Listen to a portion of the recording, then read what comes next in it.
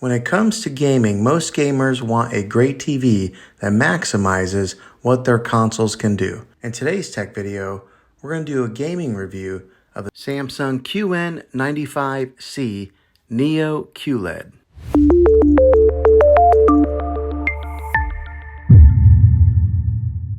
Now, the couple of game systems, the consoles that I own here in my house is my son owns a Nintendo Switch, and then I own a PlayStation 4. So that's what we hooked up to this thing here. I imagine there's probably not a whole lot of difference whenever you're hooking up like an Xbox or a PlayStation to this thing. But when I've hooked it up to here, it's like it enhanced my gaming experience because I usually play my PlayStation on a 43-inch Samsung TV, and when I hooked it up to the QLED, whoa, it was just like made the details so much sharper, so much darker and lighter.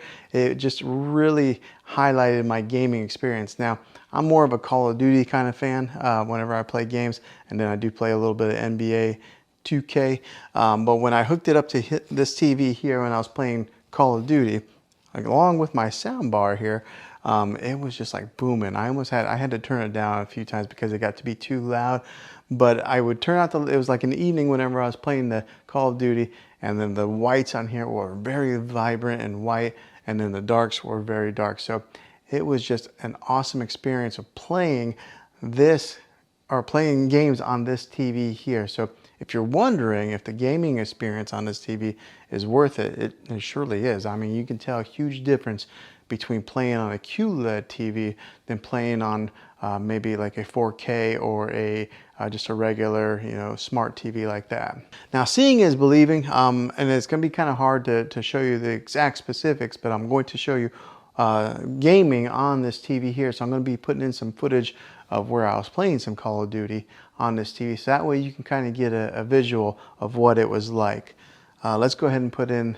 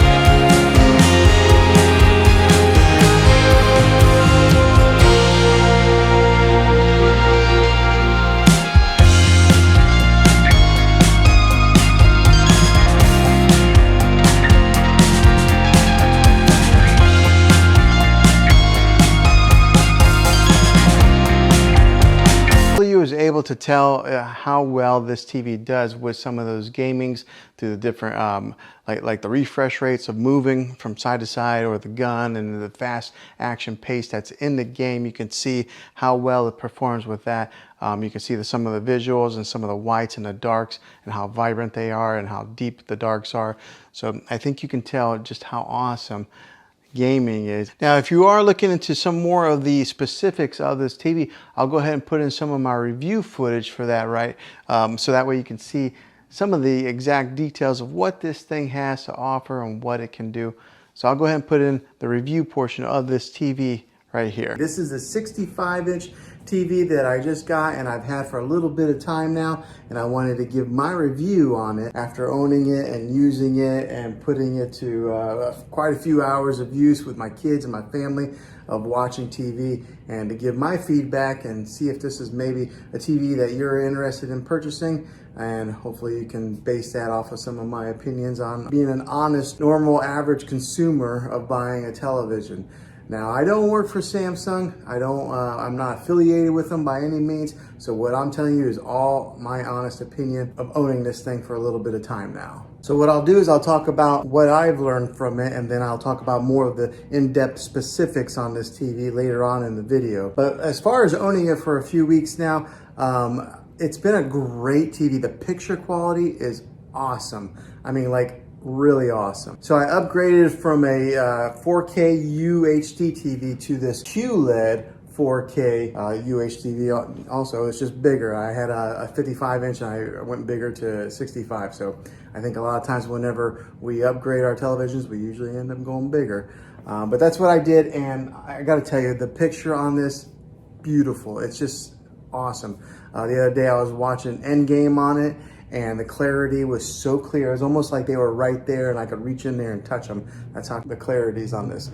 So like right now, I've got a background image on here. This is kind of like their screensavers that they have. Samsung has built in a ton of different kinds of screensavers that you can put on there. So instead of just having like a black picture, whenever you're not watching TV, you can have something that's pretty to look at just like this, and it stays on there for quite a long time. Now, one of the main reasons that I went with the QLED when I was shopping around for televisions, because I had it boiled down to two TVs. I was either going to get the Samsung QLED or I was going to get the LG OLED display, because I think that's what TVs are going to be going to in the future. So I wanted to make sure that I buy a TV that's going to last a while and it's going to be kind of future proof, because how often do you buy TVs for your main living room? Is, you know, every so many years. So I wanted to make sure that I got one that's going to last a while and it's going to be something that's going to be, you know, a good TV for years to come. But the reason that I went with this one, the QLED, was because when it comes to OLED and QLED, if you are in a room that has a lot of natural light, like for this room, for example, I've got a lot of windows over here. There's a couple windows over here. There's a glare that'll be on the TV. The Samsung QLED is better when it comes to glares on a TV than they are with OLED. So that was one of the big reasons that I went with this TV. Also, I am a fan of Samsung. I've had a few TVs of theirs, and they've always lasted a long time, versus somebody who maybe had a Vizio or something like that. I had a buddy who had a Vizio and it lasted like a year and it broke on him. My Samsungs have always lasted quite a long time. So they're a trusted brand. They're at the top, you know, they're right there with Sony and LG. And so buying a Samsung QLED was something that I was pretty confident in it lasting for years to come. Now, let me talk about some of the specifics of actually using this thing for a little while.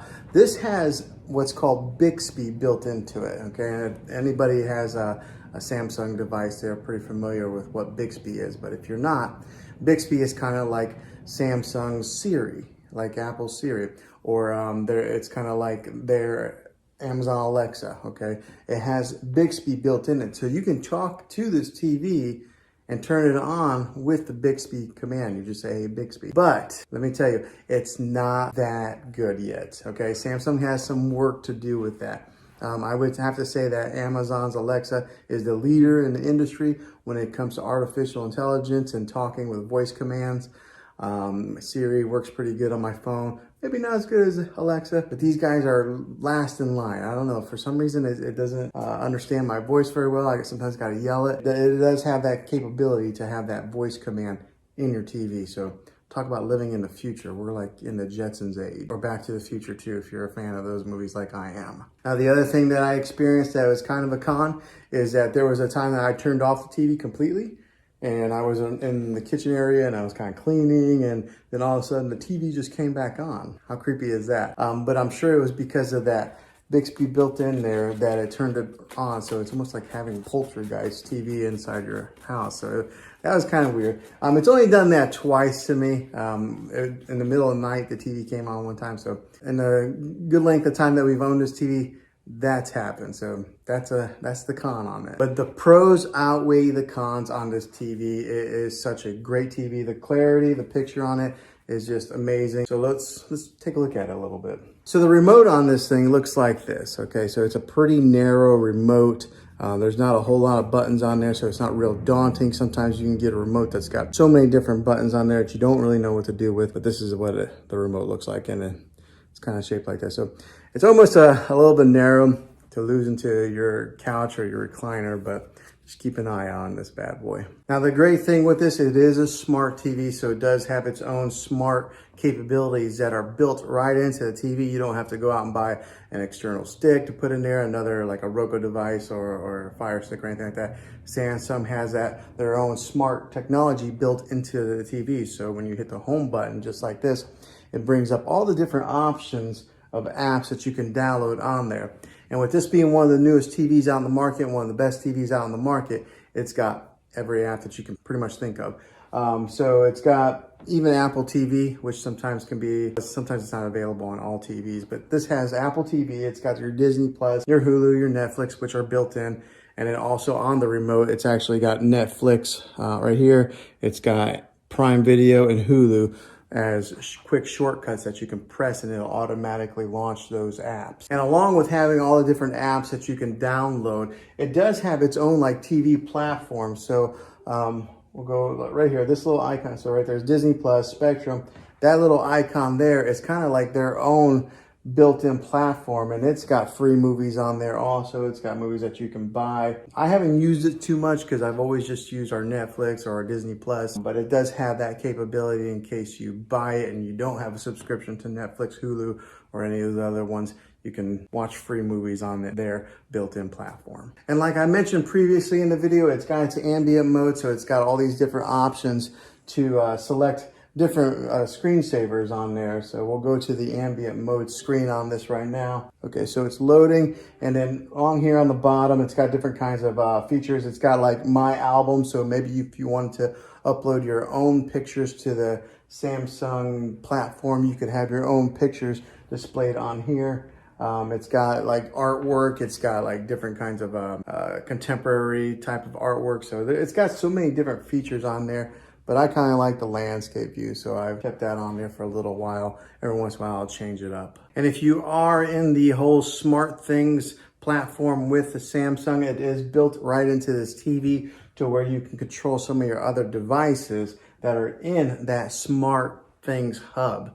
So that's kind of a neat little feature that you're able to access it right here on your remote through there. So another way is you could always just dive into your phone, download the Smart Things app, and do it that way also. So it gives you so many different ways of being able to access your content, and they do it very easily. All right, so for example, right here, this is Endgame. I wish you guys could really see the clarity of this screen here. It's kind of hard to tell from recording on it like this, but it's got excellent quality, and the sound is pretty good for just being the built-in speakers on a TV. I know a lot of people will get sound bars to put at the bottom of their TV or mount them. It has pretty good sound for just being the standalone speakers that are built in. Another great feature with this TV is the bezel that goes all the way around the TV right here. It's really thin, so most of what you see is just screen. There's not a whole lot of plastic that you see along the edges. Now this is a 65-inch TV. That's what it's advertised at, but I want to put a tape measure on it so that way you guys can see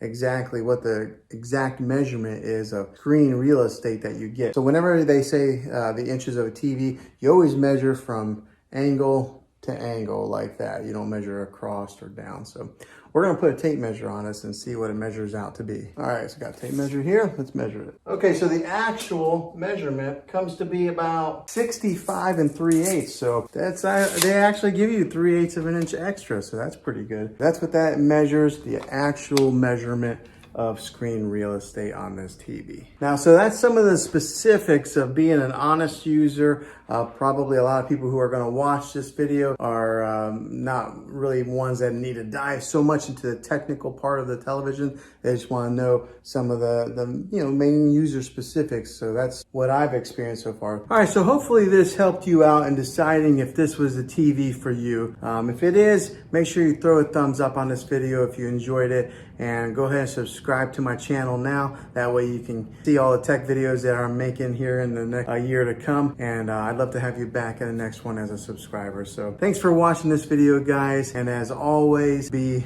creative. Thanks for watching this video, guys, this gaming review of this TV here. Hopefully it was helpful to you. If it was, go ahead and throw a thumbs up on this video and go ahead and subscribe to my channel. I make tech videos all the time, and I'd love to have you back on the next one. So until then, be creative.